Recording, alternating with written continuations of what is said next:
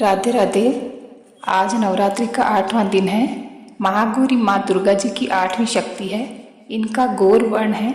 इनको 8 वर्ष का माना गया है। अष्टवर्षा भवेद गौरी। इनके वस्त्र एवं आभूषण भी श्वेत है। इनकी 4 भुजाएं हैं। इनका वाहन वृषभ है। इनकी मुद्रा अत्यंत शांत है। अपने पार्वती रूप में इन्होंने भगवान शिव को पति रूप में प्राप्त करने के लिए बड़ी कठोर तपस्या की थी। इनकी प्रतिज्ञा थी। कठोर तपस्या के कारण इनका शरीर काला पड़ गया था। इनकी तपस्या से प्रसन्न भगवान शिव ने इनके शरीर को गंगा जी के पवित्र जल से धोया। तब महागौरी का शरीर विद्युत प्रभा के समान कांतिमय गौरवर्ण हो गया।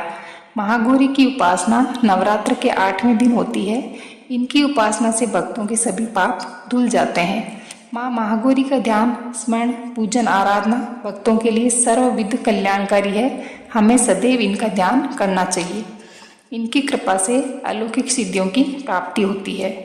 ऋषि बोले, हे राजन, इस प्रकार मैंने तुमसे देवी के उत्तम महात्म्य का वर्णन किया जो इस जगत को धारण करती है। उन देवी का ऐसा ही प्रभाव है। ये ही विद्या ज्ञान उत्पन्न करती है। भगवान विष्णु की माया स्वरूपा उन भगवती ने ही तुमको, इस वैश्य को तथा अन्यान्य विवेकी जनों को मोहित किया हुआ है। वह पहले भी मोहित हुए हैं तथा आगे भी मोहित होंगे। इसलिए हे महाराज, तुम उन्हीं परमेश्वरी की शरण में जाओ, क्योंकि वही देवी इस प्रकार आराधित होकर मनुष्यों को भोग, स्वर्ग एवं मोक्ष आदि प्रदान किया करती है। मार्कंडेय जी कहते हैं, इस प्रकार मेधा ऋषि के वचन सुनकर राजा सूरत ने उत्तम व्रतों का पालन करने वाले उन महाभाग महर्षि को प्रणाम किया। वह राजा ममतादायक राज्य के छिन जाने पर बहुत ही खिन्न हो चुका था। अतएव तुरंत ही तप करने के लिए चला गया। हे महामुने, वह वैश्य भी तप करने चला गया। अब वे दोनों अंबिका के दर्शन के लिए नदी के किनारे बैठकर तपस्या करने लगे। वह राजा और वैश्य उत्तम देवी सूक्त का जप करते हुए तप करने लगे। इस प्रकार वे दोनों नदी के तट पर देवी की मिट्टी की मूर्ति बनाकर पुष्प, धूप, दीप और हवन आदि के द्वारा उनकी आराधना करने लगे। उन्होंने पहले धीरे धीरे आहार कम किया, फिर बिल्कुल निराहार रहकर एकाग्रता पूर्वक देवी में मन लगाकर उनका चिंतन आरंभ किया। उन दोनों ने बलि प्रदान के समय अपने अंगों के रुधिर का प्रोषण किया। इसी प्रकार संयम पूर्वक 3 वर्ष तक आराधना करते रहे। तब जगत को धारण करने वाली चंडिका देवी ने प्रत्यक्ष दर्शन देकर कहा। देवी बोली, हे राजन तथा कुल नंदन वैश्य, तुम दोनों जिस अभिष्ट की प्राप्ति के लिए मेरी प्रार्थना कर रहे हो वह मुझसे मांगो। मैं प्रसन्न हूँ, अतः वह तुम्हें सब कुछ दूंगी। मार्कंडेय जी कहते हैं, तब राजा ने दूसरे जन्म में रहने वाला राज्य मांगा और इस जन्म में भी शत्रु सेना को बलपूर्वक नष्ट करके पुनः अपना राज्य प्राप्त कर लेने का वर मांगा। वैश्य का चित्त खिन्न एवं विरक्त हो चुका था। इसलिए उस बुद्धिमान ने ममता और अहंकार रूप आसक्ति का नाशक ज्ञान मांगा। देवी बोली, हे राजन, थोड़े दिनों तक तुम अपना राज्य भोगोगे और बिना कठिनाई के अपने शत्रुओं को नष्ट कर अपना राज्य प्राप्त कर लोगे। अब वहाँ तुम्हारा राज्य स्थिर रहेगा। फिर मृत्यु के पश्चात तुम भगवान सूर्य के अंश से जन्म लेकर इस पृथ्वी पर सावर्णिक मन्नु के नाम से विख्यात होगे। हे श्रेष्ठ वैश्य, तुमने भी जो वर मुझसे मांगा है मैं उसे देती हूँ। मोक्ष प्राप्ति के लिए तुम्हें उस ज्ञान की प्राप्ति होगी। मार्कंडेय जी कहते हैं, इस प्रकार उन दोनों को देवी ने मनवांछित फल दिए। फिर उन दोनों की भक्ति पूर्वक की हुई स्तुति को सुनकर अंबिका देवी तत्काल अंतर्ध्यान हो गई। इस प्रकार देवी से वरदान पाकर क्षत्रियों में श्रेष्ठ राजा सूरत सूर्य से उत्पन्न होकर सावर्णी नामक मनु होंगे। भगवती बोली, मैं रुद्र, वसु, आदित्य और विश्वदेव रूप से सर्वत्र विचरती हूँ। मित्र, वरुण, इंद्र, अग्नि और अश्विनी कुमारों को भी मैंने ही धारण कर रखा है। सोम, याग, विश्वकर्मा, सूर्य और ईश्वर नाम के देव मैंने ही धारण कर रखे हैं, जो देवताओं के उद्देश्य से प्रचुर हवियुक्त सोमयाग आदि का अनुष्ठान करते हैं।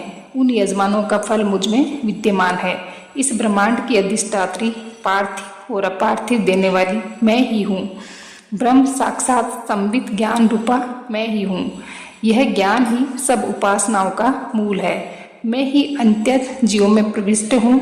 देवता इस प्रकार अनेक भावों से मेरी उपासना करते हैं। जीव जो अनादि खाद्य द्रव्य भक्षण करता है, देखता है, वह प्राण धारण करता है तथा सुनता है, यह सब क्रियाएं मेरे द्वारा ही सिद्ध होती है। जो मुझको इस दृष्टि से नहीं देख सकते वे नाश को प्राप्त होते हैं।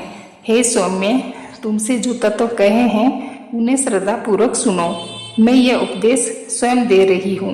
देवता और मनुष्यों द्वारा ही सेवती है।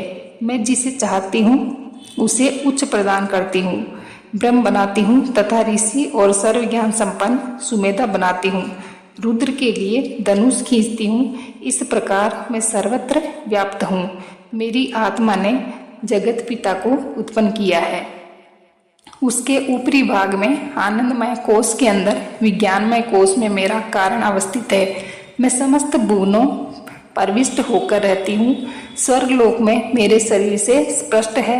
मैं जल वायु की भांति प्रथित होती हूँ, तभी ही यह सारी सृष्टि आरंभ होती है। इस स्वर्ग तथा मर्त्य लोक में परे भी वर्तमान हूँ, यही तो मेरी महिमा है। परमेश्वरी, मेरे द्वारा रात दिन सहस्रों अपराध होते हैं, यह मेरा दास है। यूँ समझकर मेरे उन अपराधों को तुम कृपा पूर्वक क्षमा करो।